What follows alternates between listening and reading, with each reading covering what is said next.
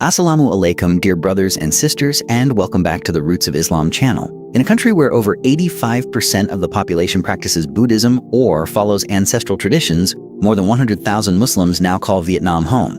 And their numbers have doubled in just 8 years. This is the land of golden rice paddies, bustling motorbike streets, and centuries-old Confucian values, where pagodas outnumber mosques by 10,000 to 1, and religious identity has long been shaped by local customs rather than global faiths. Yet here, in Southeast Asia's most rapidly developing economy, the adhan quietly echoes from hidden prayer rooms and halal pho simmers in Hanoi kitchens. How did Islam take root in one of the world's most religiously homogeneous nations? By the end of this video, you'll discover how a single Cham village became a national network, how Vietnamese converts are embracing Islam in record numbers, and why this quiet growth is irreversible. At the 8-minute mark, you'll hear the conversion story of a former Buddhist monk whose shahada stunned his entire monastery and sparked a spiritual ripple across the Mekong Delta. To understand this hidden awakening, we must rewind to when Islam first touched Vietnamese soil. To grasp what's happening today, we must rewind to the 10th century, when Islam first arrived not through conquest but through commerce. Arab and Persian traders sailing the maritime Silk Road established small settlements along Vietnam's central coast, particularly in the ancient kingdom of Champa, a Hindu-Buddhist civilization that flourished from 192 to 1832 CE. According to historical records from the National Museum of Vietnamese History, Muslim merchants intermarried with local Cham women as early as the 11th century, gradually introducing Islamic practices while preserving Cham cultural identity.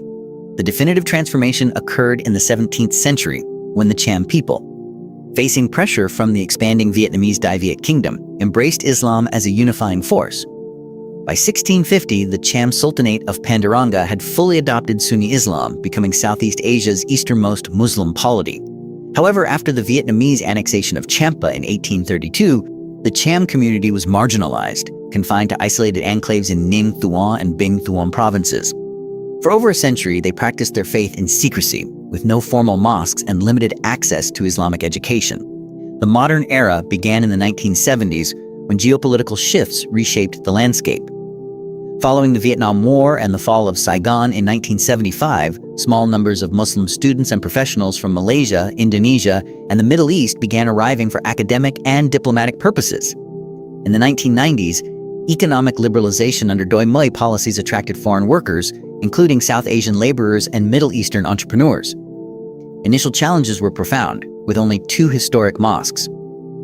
The Po Klong Dar Ai Mosque in Phan Rang, built 1989, and the Mubarak Mosque in Ho Chi Minh City, established 1935. Muslims in other regions prayed in private homes, hotel rooms, or rented halls. Halal food was virtually non-existent outside Cham villages, and there were no Islamic schools or burial grounds. Yet, these pioneers persisted. In 2000, the Vietnam Islamic Association was officially recognized by the government, marking the first formal institutional framework. By 2010, 5 additional mosques had been constructed in Hanoi, Da Nang, and Can Tho. But this trickle would soon become a flood, but the real explosion was yet to come. And it arrived in a way no one predicted. According to the 2023 report by the Vietnam Islamic Association, the Muslim population surged from approximately 50,000 in 2015 to over 100,000 in 2023, a 100% increase in just 8 years. Census figures reveal that this growth stems from 3 sources: the indigenous Cham community 60%, foreign workers and expatriates 25%, and native Vietnamese converts 15%. Geographically, the population is concentrated in key regions. The south-central provinces of Ninh Thuan and Binh Thuan host 40,000 Cham Muslims. Ho Chi Minh City has 25,000, including 10,000 converts, Hanoi 15,000, and the Mekong Delta provinces of Giang and Dong Thap 12,000. This demographic surge has catalyzed unprecedented institutional development. The Mubarak Mosque in Ho Chi Minh City's District 3, once a modest structure serving 200 worshippers, now operates a 3,000 square meter complex accommodating 1,500 attendees, featuring a library, community hall, and weekend Quranic school. In Hanoi, the Al Noor Mosque, inaugurated in 2018 near West Lake, serves as a hub for diplomats, students, and converts, with a capacity of 800 in Arabic Vietnamese language programs. Meanwhile, the Cham Islamic Cultural Center in Phan Rang Thap Cham preserves heritage while modernizing religious education for over 500 children annually. Beyond mosques, infrastructure has matured dramatically. The state now hosts 12 registered Islamic schools, including the Vietnam Islamic Academy in Ho Chi Minh City, which trains imams and offers online courses in Islamic studies. The halal economy has also flourished. According to the Vietnam Halal Certification Authority, over 200 certified businesses operate nationwide, from Halal Pho 45 in Hanoi's Old Quarter to Saigon Halal Market in District 10, which supplies ingredients to 50-plus restaurants. Critically, second- and third-generation Vietnamese Muslims are reshaping the community's identity. While their ancestors focused on preservation, these young Muslims are fluently bilingual, pursuing careers in tech, tourism, and education, while advocating for greater civic inclusion.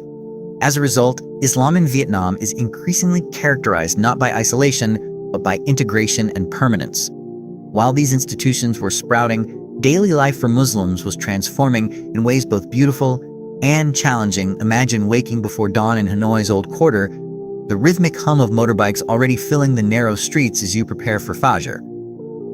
Your prayer mat laid beside a window overlooking Hoan Kiem Lake, the scent of jasmine incense from a neighboring Buddhist altar drifting through the air.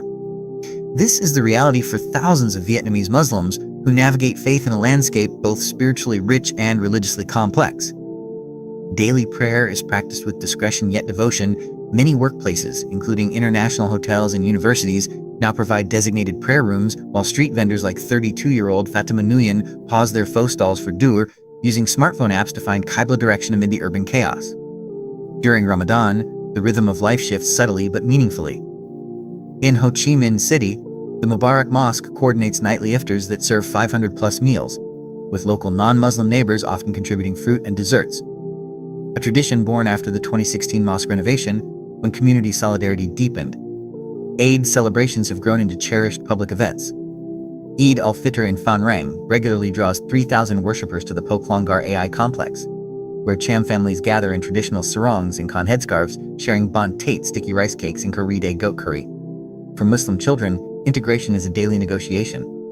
At Hanoi International School, 14-year-old Min Hassan, born to a Vietnamese mother and Pakistani father, leads the Interfaith Club, teaching peers about Islam while excelling in robotics. Workplace integration remains gradual. Studies show 60% of working-age Vietnamese Muslims are employed, with significant representation in hospitality, trade, and education. Halal food access has improved markedly, with apps like Halal Vietnam guiding users to certified spots. Community support networks thrive. The Vietnam Muslim Women's Association provides sewing workshops for Cham widows, while Muslims Feed Vietnam distributes 2,000-plus meals annually to flood victims in the Mekong Delta. Interfaith activities are robust. The annual Dialogue of Faiths Forum in Da Nang brings together imams, monks, and Catholic priests, while Open Mosque Day welcomes hundreds of curious visitors each Ramadan. But some of the most remarkable Muslims weren't raised in this faith at all. Now here's where the story takes an unexpected turn. Some of the most devoted Muslims weren't born into the faith, but founded in the heart of Buddhist Vietnam. In 2020, Tien Minh, a former Buddhist monk from a monastery in Vinh Long, walked into the Canton Mosque with a question. He'd spent 12 years in saffron robes, studying sutras and meditating daily, but felt a persistent spiritual void. I kept asking, is there one behind all these manifestations? He recalls. A chance encounter with a Malaysian engineer working on a Mekong Delta irrigation project sparked curiosity. He began studying online, then attending lectures at the mosque. What sealed his decision was Laylat al-Qadr 2020. I stayed for Tahajjud, Tien Minh says. When the Imam recited Surah Al-Ikhlas to say, "He is one," I felt my soul exhale. It wasn't new. It was remembering. His Shahada ceremony drew regional attention. Over 100 people attended, including his former abbot, who later admitted, "Your piece convinced me more than any debate." Today, Tien Minh runs the Mekong Halal Initiative, certifying farms and training farmers in halal livestock practices. Another powerful story is that of Lan Tran, a marketing executive from Ho Chi Minh City. After her father died suddenly, she spiraled into existential crisis. Ancestor worship felt empty, she shares. Then I met Aisha, a Cham woman who lost her husband in a fishing accident. Her tawakkul, her trust in Allah, was unshakable. Lam began attending Quran classes, and in 2022, took Shahada. Islam didn't give me easy answers, she says. It gave me a way to live with uncertainty. According to the Vietnam New Muslim Support Network, conversions have risen from 50 annually in 2015 to over 400 in 2023, with 65% being women. Support structures are growing. The Mubarak Mosque offers mentorship, Arabic Vietnamese translation services, and family counseling. The transformations are profound. Tien Minh went from monastic isolation to community leadership. Lan from corporate burnout to founding a mental health support group for grieving families. These stories of growth and acceptance, however, didn't unfold without resistance, but this growth didn't come without fierce opposition. And what happened next would test the community's resolve. In 2018, When the Hanoi Islamic Association proposed building a mosque in Tay Ho district, local residents petitioned against it, claiming it would disrupt feng shui and neighborhood harmony. State media occasionally frames Islam through a security lens. In 2021, a VTV documentary segment linked foreign religious influences to social instability, though it avoided naming Islam directly. The most painful incident occurred in 2019, when vandals defaced the Al Noor Mosque entrance with anti-religious graffiti during Ramadan preparations. Yet, the response revealed Vietnam's true character. Within 72 hours, over 300 neighbors, including Buddhist monks and Catholic nuns, gathered for a unity gathering raising $10,000 for repairs. Local authorities assigned police patrols, and the Hanoi People's Committee issued a statement affirming religious freedom. The Vietnam Fatherland Front facilitated dialogue between mosque leaders and residents, resulting in joint community cleanup projects. Community resilience has been equally impressive. The Islamic Association launched Faith and Culture Nights, where Muslims share Cham poetry and Islamic calligraphy with neighbors. In the Mekong Delta, Muslim farmers partner with Buddhist cooperatives on sustainable rice farming, bridging religious divides through shared livelihoods. As Imam Abdullah Nguyen of Ho Chi Minh City states, they tried to isolate us with suspicion. Instead, they showed us how deeply connected we truly are. Despite these headwinds, the trajectory remained unmistakable.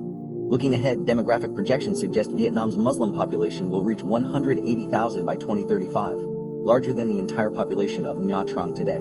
This expansion will be driven less by foreign migration and more by natural increase and rising conversions among ethnic Vietnamese disillusioned with materialism. Already, young Muslims are assuming leadership. Aisha Phang, a Hanoi native, recently became the first Muslim elected to the Ho Chi Minh City Youth Union, while Yusuf Le, a Cham Vietnamese engineer, leads renewable energy projects in the Central Highlands. Institutionally, the community is maturing rapidly.